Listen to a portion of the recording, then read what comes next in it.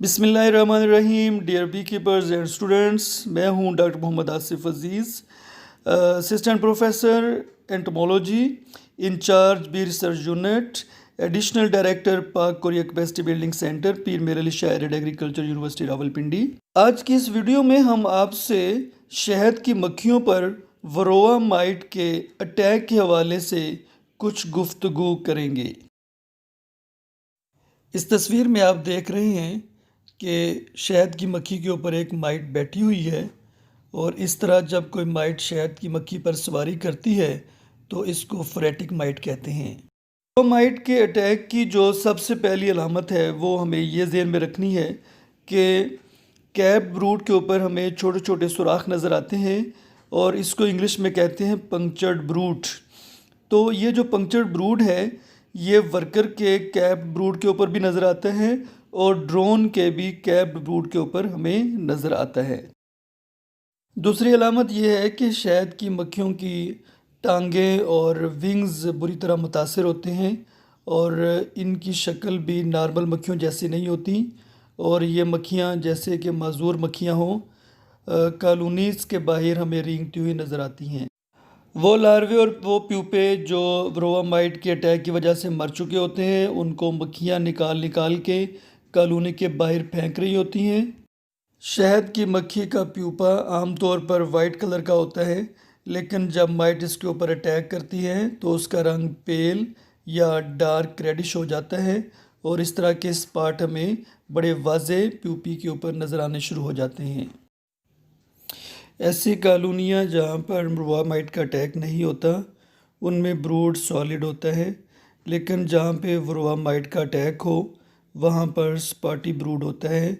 कुछ सेल्स के अंदर हमें ब्रूड यानी कैप्ड सेल्स नज़र आते हैं और कुछ खाली नज़र आते हैं। तो ये स्पॉटी जो ब्रूड पैटर्न है ये वरोआ माइट के अटैक की क्लियर अलामत है।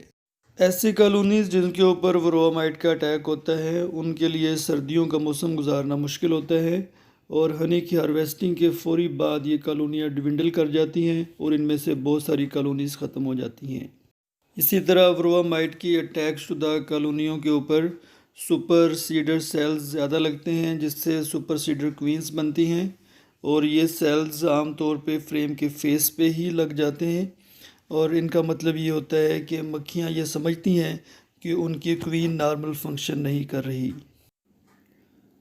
कॉलोनी में इस तरह की अलामात भी मिलती हैं, जिस तरह फॉल ब्रूड या कि सैक ब्रूड ने हमला कर दिया हो। यूँ महसूस होता है कि जैसे कॉलोनी के ऊपर अमेरिकन फॉल ब्रूड जो है उसका अटैक हो चुका है, लेकिन जो अमेरिकन फॉल ब्रूड की एक टिपिकल सिम्टम है जिसको रोपिनस कहते हैं, या उसमें एक ऑडोर डेवलप हो जाती है या स्केल्स होते हैं, इस तरह की कोई अलामत नहीं होती। तो कोई भी बैक्टीरियल डिजीज़ जो है जो कि बहुत ज़्यादा प्रोमिनेंट हो वो मौजूद नहीं होती, लेकिन ये सारी के सारे प्रॉब्लम्स वरोआ माइट की वजह से पैदा हुए होते हैं। माइट के हमले की वजह से मक्खियों को फिर बहुत सारे मसाइल का सामना रहता है, जिसमें सबसे ज़्यादा इम्पॉर्टेंट ये है कि उनकी फ़्लाइट एक्टिविटी बहुत कम हो जाती है। उनका वज़न 6 से 25% तक कम हो जाता है। उनकी ज़िंदगी 34 से 68% तक कम हो जाती है। उनका ब्लड जो है 15 से 50% तक वो कम हो जाता है माइट के अटैक की वजह से। इसी तरह उनके विंग्स ऐसा होता है जैसे कि चबाए हुए हों।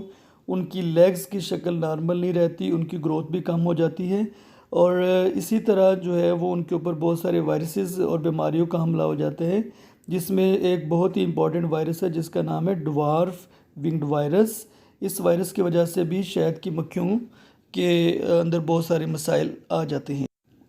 तो नाजरीन, अगर आप ये देखते हैं कि कॉलोनी के अंदर ब्रूड पैटर्न स्पॉटी है या लार्वी जो या प्यूपी जो हैं उनको मक्खियाँ बाहर ला के फेंक रही हैं, या फिर कुछ ऐसी मक्खियाँ बाहर घूम रही हैं जिनके विंग्स ठीक नहीं हैं, टांगे ठीक नहीं हैं, जिनका साइज़ जो है वो छोटा है, या उनकी जो शेप है वो इस तरह से है जैसे उनके अंदर जो उनकी बॉडी है वो बहुत वीक है, या कलर जो है वो फेंट है।